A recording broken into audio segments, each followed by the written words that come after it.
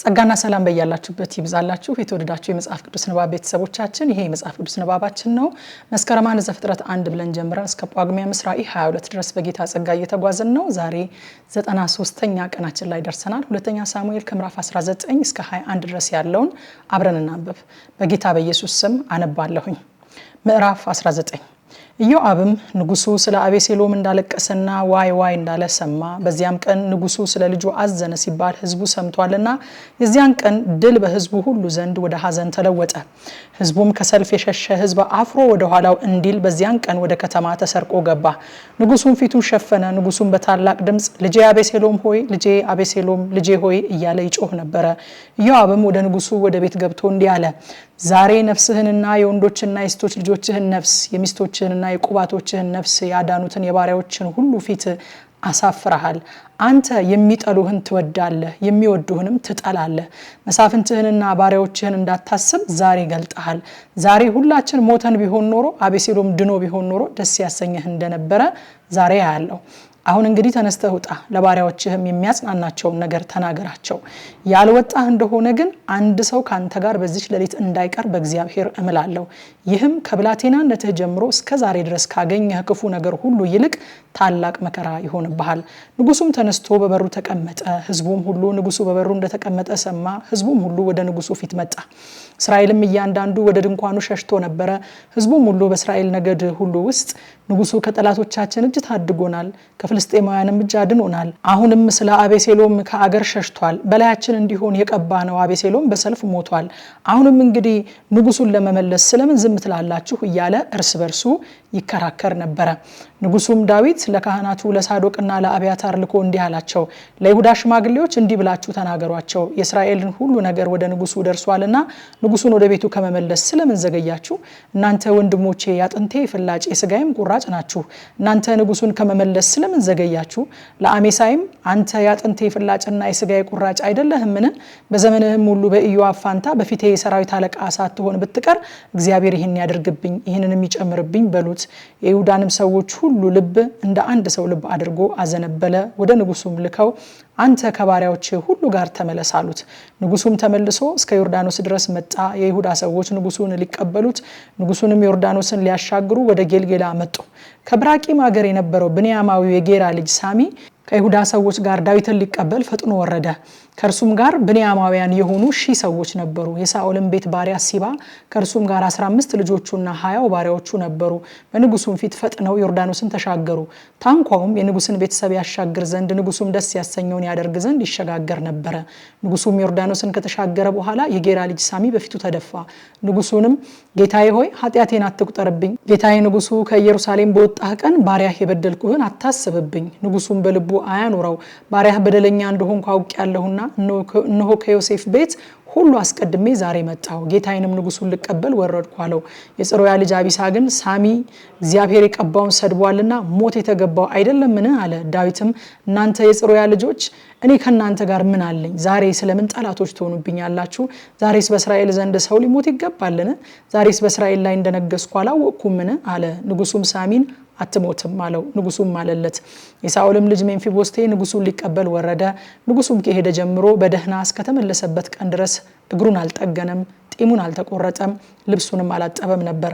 ንጉሱንም ሊቀበለው ከኢየሩሳሌም በመጣ ጊዜ ንጉሱ ሜምፊቦስቴ ሆይ ከኔ ጋር ስለምን አልወጣህም አለው። እርሱም መልሶ አለ፣ ጌታዬ ንጉሱ ሆይ ባሪያ ያታለለኝ፣ እኔ ባሪያ አንካሳ ነኝና ከንጉስ ጋር ይሄድ ዘንድ የምቀመጥበትን አህያ ልጫን አልኩት። እርሱም እኔ ባሪያህን ለጌታዬ ለንጉሱ አማ፣ አንተ ጌታዬ ንጉስ ግን እንደ እግዚአብሔር መልአክ ነህ፣ ደስም ያሰኘህን አድርግ። የአባቴ ቤት ሁሉ በጌታዬ በንጉሱ ዘንድ ሞት የሚገባቸው ነበሩ። አንተ ግን እኔን ባሪያህን በገበታህ ከሚበሉ መካከል አስቀመጥከኝ።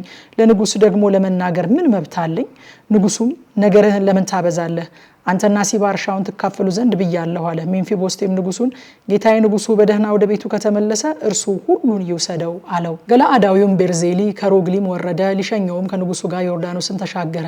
ቤርዜሊም እጅግ ያረጀ የ80 ዓመት ሽማግሌ ነበረ፣ እጅግም ትልቅ ሰው ነበረና ንጉሱ በመሃናይም ሳለ ይቀልበው ነበር ንጉሱም ቤርዜሊን በኢየሩሳሌም እቀልብህ ዘንድ ከኔ ጋር እለፍ አለው ቤርዜሊም ንጉሱን አለው ከንጉስ ጋር ወደ ኢየሩሳሌም ወጣ ዘንድ ከህይወቴ ዘመን ምን ያህል ቀረኝ ዛሬ 80 ዓመት ሽማግሌ ነኝ መልካሙንና ክፉን መለየት እችላለሁን እኔ ባሪያ የምበላውንና የምጠጣውን ጣዕሙን መለየት እችላለሁን የወንዱንና የሴቲቱን ዘፈን ድምጽ መስማት እችላለሁን እኔ ባሪያ በጌታዬ በንጉሱ ላይ ለምን ከብድብሃለሁ እኔ ባሪያ ዮርዳኖስን ተሻግሬ ከንጉስ ጋር ጥቂት ልሄድ ነበር ንጉሱ እንዲህ ያለ ወረታ ለምን ይመልስልኛል እኔ ባሪያ ተመልሼ በከተማዬ በአባቴና በእናቴ መቃብር አጠገብ ባክህ ልሙት ነገር ግን ባሪያህን ከመአመን እርሱ ከጌታዬ ከንጉሱ ጋር ይለፍ ደስ የሚያሰኝህንም ለርሱ አድርግ ንጉሱም ከመአም ከኔ ጋር ይለፍ ደስ የሚያሰኝህንም አደርግለታለሁ አንተም ከኔ የምትሻውን ሁሉ አደርግልሃለሁ አለው ህዝቡም ሁሉ ዮርዳኖስን ተሻገረ ንጉሱም ተሻገረ ንጉሱም ቤርዜሊን ሳመው መረቀውም ወደ ስፍራውም ተመለሰ ንጉሱም ወደ ጌልጌላ ተሻገረ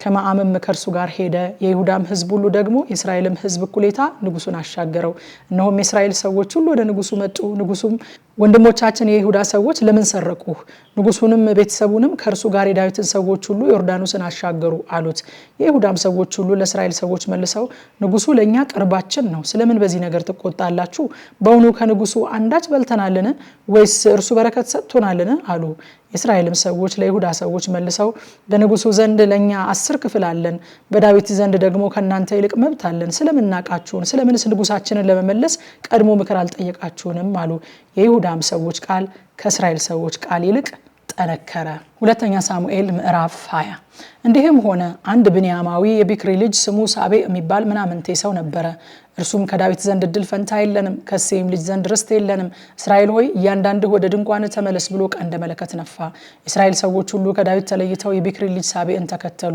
የይሁዳ ሰዎች ግን ከዮርዳኖስ ጀምረው ኢየሩሳሌም እስኪደርሱ ንጉሳቸውን ተከተሉ ዳዊትም ወደ ኢየሩሳሌም ወደ ቤቱ መጣ ንጉሱም ቤቱን ሊጠብቁ የተዋቸውን 10 ቁባቶች ወስዶ ለጠባቂ ሰጣቸው ቀለብም ሰጣቸው ነገር ግን ወደነሱ አልገባም በቤት ተዘግተው እስኪሞቱ ድረስ ባልቴቶች ሆነው ተቀመጡ ንጉሱም አሜሳይን የይሁዳን ሰዎች ሁሉ በ3 ቀን ውስጥ ጥራልኝ አንተም አብረህ በዚህ ሆነ አለው አሜሳይም የይሁዳን ሰዎች ሁሉ ይጠራ ዘንድ ሄደ ነገር ግን እርሱ የተቀጠረው ቀን አሳልፎ ዘገየ ዳዊትም አቢሳን አሁን ከአቤሴሎም ይልቅ የሚጎዳን የቢክሪ ልጅ ሳቤ ነው እርሱ የተመሸጉትን ከተሞች አግኝቶ ከዓይናችን እንዳያመልጥ አንተ የጌታህን ባሪያዎች ወስደህ አሳደው አለው አቢሳንም ተከተለው የኢዮአብ ሰዎች ከሊታውያንም ፈሊታውያንም ኃያላን ሁሉ ሄዱ የቢክሪንም ልጅ ሳቤን ለማሳደድ ከኢየሩሳሌም ወጡ በገባውን ወዳለው ወደ ታላቁ ድንጋይ በደረሱ ጊዜ አሜሳይ ሊገናኛቸው መጣ ኢዮአብም የሰልፍ ልብስ ለብሶ ነበር በላዩ መታጠቂያ ነበር በወገቡም ላይ ሰገባ ያለው ሰይፍ ታጥቆ ነበር እርሱም ሲራመድ ሰይፉ ወደቀ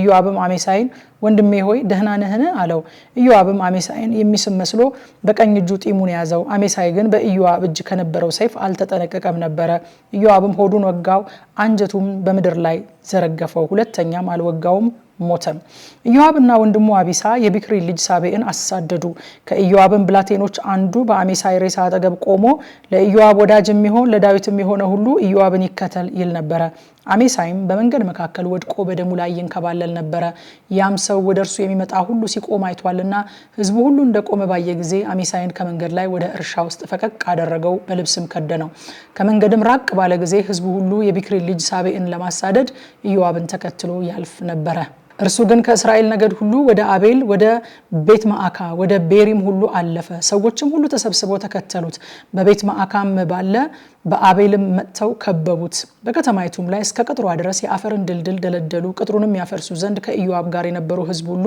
ይደባደቡ ነበር ከከተማይቱም አንዲት ብልሃተኛ ሴት ስሙ ኢዮአብንም እነግርህ ዘንድ ወደዚህ ቀረበሉት ስትል ጮኸች ወደ እርሷም ቀረበ ሴቲቱም ኢዮአብ አንተ ነህን አለች እርሱም እኔ ነኝ ብሎ መለሰላት እርሷም የባሪያህን ቃል ስማ አለችው እርሱም እሰማለሁ አላት እርሷም ቀድሞ የሚጠይቅ በአቤል ዘንድ ይጠይቅ ይባል ነበር እንዲህም ነገሩ ይፈጸም ነበር በእስራኤል ዘንድ ሰላምና እውነትን ከሚወዱ እኔ ነኝ አንተ በእስራኤል ያለችውን ከተማና እናት ለማፍረስ ትሻለህ ስለምንስ የእግዚአብሔርን ርስት ትውጣለህ ብላ ተናገረች ኢዮአብም መልሶ ይህ መዋጥና ማጥፋት ከኔ ይራቅ ነገሩ እንዲህ አይደለም ከተራራማው ከኤፍሬም ሀገር የሚሆን የቢክሪ ልጅ ሳቤ የሚባል አንድ ሰው ግን በንጉስ በዳዊት ላይ እጁን አነሳ እርሱን ብቻ ስጡኝ እኔም ከከተማይቱ ርቃለሁ አላት ሴቲቱም ኢዮአብን እነሆ ራሱ በቅጥር ላይ ይጣልልሃል አለችው ሴቲቱም በብልሃቷ ወደ ህዝቡ ሁሉ ሁሉ ሄደች።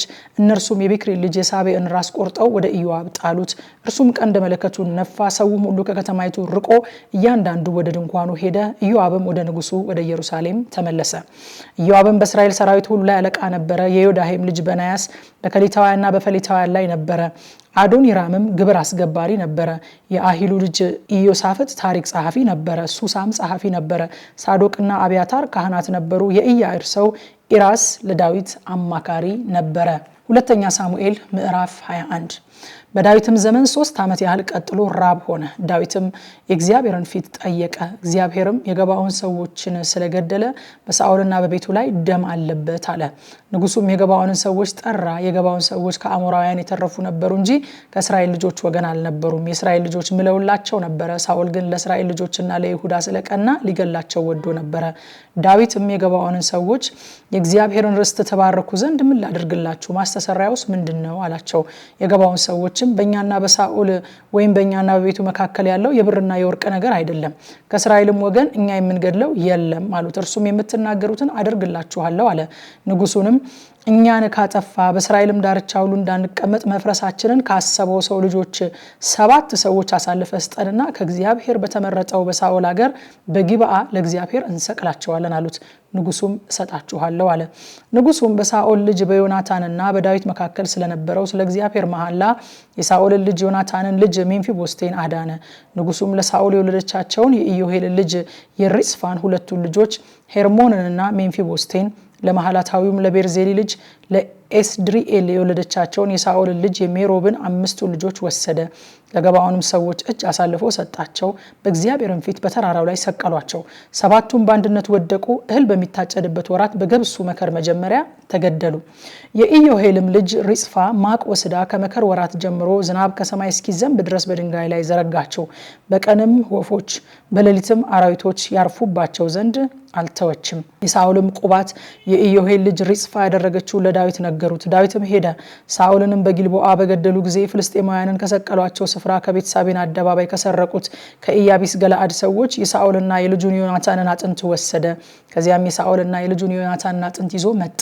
የተሰቀሉትንም ሰዎች አጥንት ሰበሰቡ። የሳኦልና የልጁን ዮናታንን አጥንት በብንያም ሀገር በጼላ በአባቱ በቂስ መቃብር ቀበሩት። ንጉሱ የሚያዘዘውን ሁሉ አደረጉ። ከዚያም በኋላ እግዚአብሔር ስለ ሀገሩ የተለመነውን ሰማ። በፍልስጤማውያንና በእስራኤል መካከል ደግሞ ሰልፍ ነበረ። ዳዊትም ከእርሱም ጋር ባሪያዎቹ ወረዱ፣ ከፍልስጤማውያን ጋር ተዋጉ። ዳዊትም ደከመ። ከራፋይንም ወገን የነበረው ይሽቢብኖብ ዳዊትን ይገድል ዘንድ አሰበ። የጦሩም ሚዛን ክብደት 300 ሰቀል ናስ ነበረ። አዲስም የጦር መሳሪያ ታጥቆ ነበረ። የጽሩያም ልጅ አቢሳ አዳነው፣ ፍልስጤማውያንም መጥቶ ገደለው። ያን ጊዜም የዳዊት ሰዎች አንተ የእስራኤልን መብራት እንዳታጠፋ ከእንግዲህ ወዲህ ከኛ ጋር ለሰልፍ አትወጣም ብለው ማሉለት። ከዚህ በኋላ እንደገና በጎብ ላይ ከፍልስጤማውያን ጋር ሰልፍ ሆነ። ኩሳታዊው ሴቦካይ ከራፋይም ወገን የነበረውን ሳፍን ገደለ። ደግሞም በጎብ ላይ ከፍልስጤማውያን ጋር ሰልፍ ነበረ። የቤትለማዊው የየአሬኦሬጌም ልጅ ኤሊያናን የጦሩ የቦ እንደ ሸማኔ መጠቅለያ የነበረውን የጌትን ሰው ጎልያድን ገደለ። ደግሞም በጌት ላይ ሰልፍ ሆነ። በዚያም በእጁና በእግሩ 6 ሁላ ሁሉ 24 ጣቶች የነበሩት አንድ ረጅም ሰው ነበረ። እርሱም ደግሞ ከራፋይም የተወለደ ነበረ። እስራኤልንም በተገዳደረ ጊዜ የዳዊት ወንድም የሳማ ልጅ ዮናታን ገደለው። እነዚያም 4ቱ በጌት ውስጥ ከራፋይም የተወለዱ ነበሩ። በዳዊትም እጅ በባሪያዎቹ እጅ ወደቁ ይላል። የዛሬ ንባባችን ይህን ይመስል ነበረ። በኢትዮጵያ ሰዓት አቆጣጠር ከምሽቱ 3 ሰዓት ላይ በቲክቶክ እና በቴሌግራም የቀጥታ ስርጭት ይህንን ክፍል በጥልቀት እናጠናለን። ኑና አብረን እናጥና። ጸጋ ይብዛላችሁ።